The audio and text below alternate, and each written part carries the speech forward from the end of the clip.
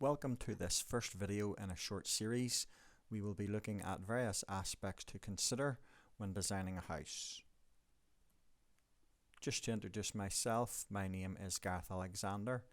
I'm a Chartered Architectural Technologist and I am also a lecturer at Ulster University. This video is focused on first year undergraduate level. It is also based on the Northern Ireland context, so some of the aspects might be quite specific. However, there will be various considerations that should be applicable in other scenarios. I trust that the video is helpful. This is an image from Google Maps showing the context of the site. Here we have the site that will be considered. This is a point in time when the site was actually vacant. Previously there was a woodside food store on the site and then it was vacant.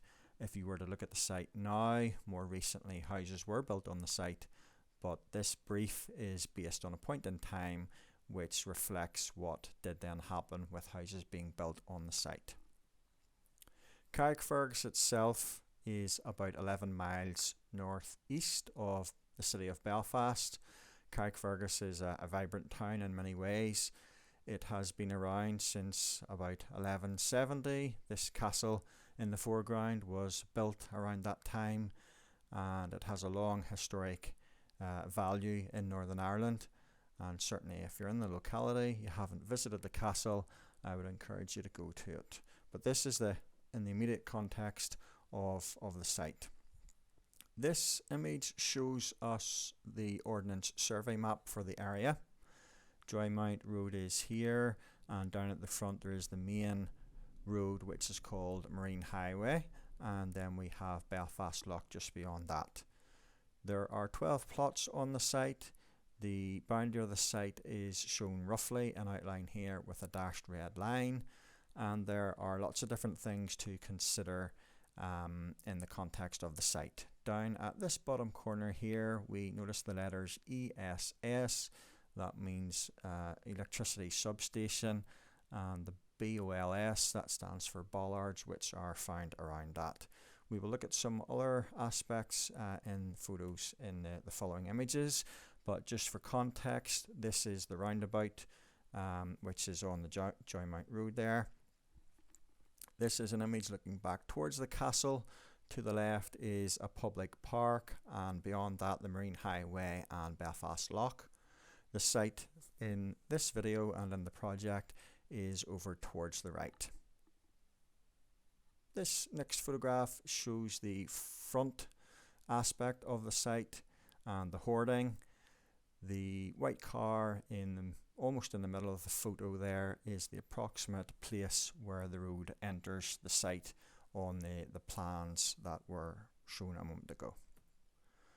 This image is round to the right a little, showing down the right hand side of the site and McKean's Avenue and one of the houses just in the immediate context there.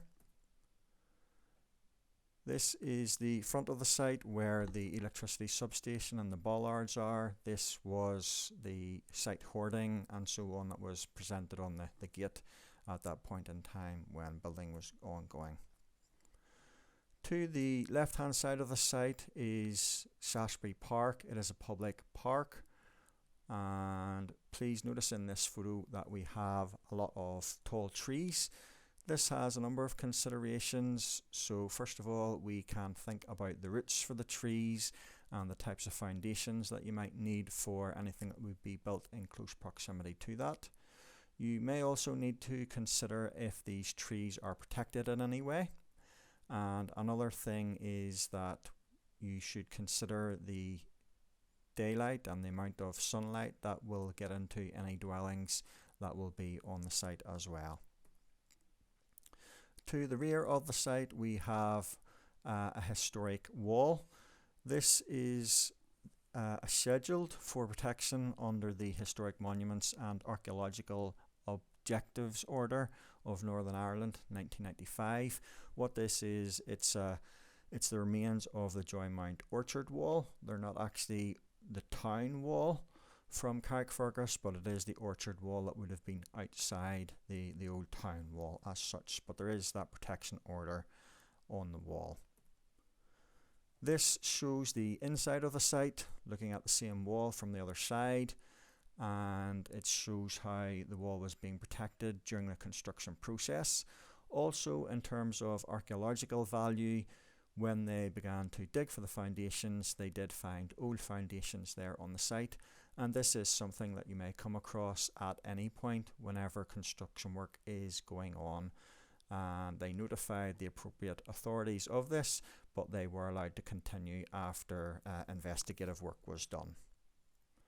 As well as that, then, just in the photograph here, you may notice a blue rope which is pinned up along towards the rear of the site. There was a large water pipe, a mains water pipe on the site there as well, something else to watch out for on the site, or any site. To the outside of the site there is a railway track, which is also obvious from the Ordnance Survey map, and there's an underpass to the railway just shown here almost in the middle of the photograph that leads onwards to Carrickfergus Mill Ponds and the Amphitheatre Wellness Centre.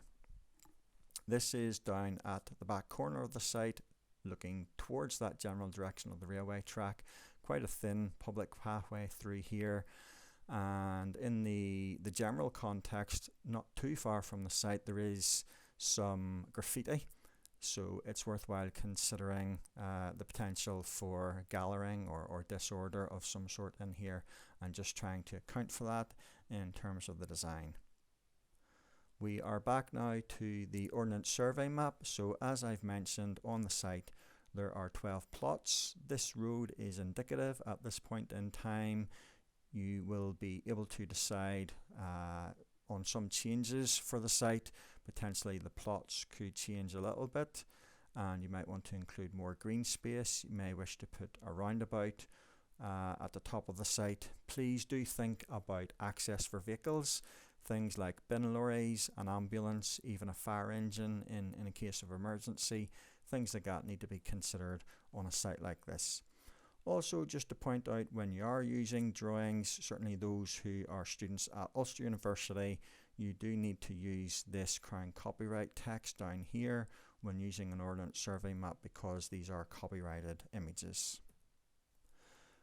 If you want to look at the site in more detail, there is a KML file provided. This allows you to view more details looking at Google Earth rather than just Google Maps, and there's instructions there on how to put that on your computer or indeed online and view more information. So we've looked at various aspects considering the general context of this site. It's a good example, plenty of things going on around this site, and hopefully you've learned something from watching this video. Please feel free to like and subscribe. Thank you.